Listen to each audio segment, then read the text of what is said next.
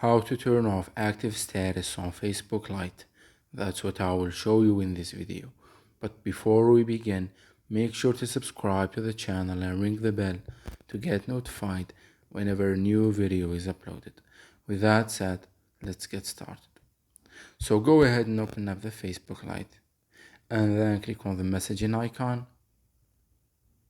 And once you do that, click on the settings gear icon at the top right corner. And here you want to click on active status. Once you are on this page, you will see the option that says show when you are active, and it has a toggle next to it that's turned on. So click on the toggle to turn it off, and you will get a confirmation box that tells you what will happen when you turn off the active status.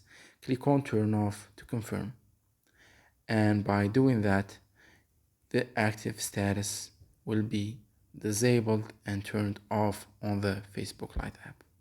So that was it for this video. That's how you can turn off and disable the active status on Facebook Lite. If you have any questions, please leave them in the comment section down below. With that said, see you in the next video.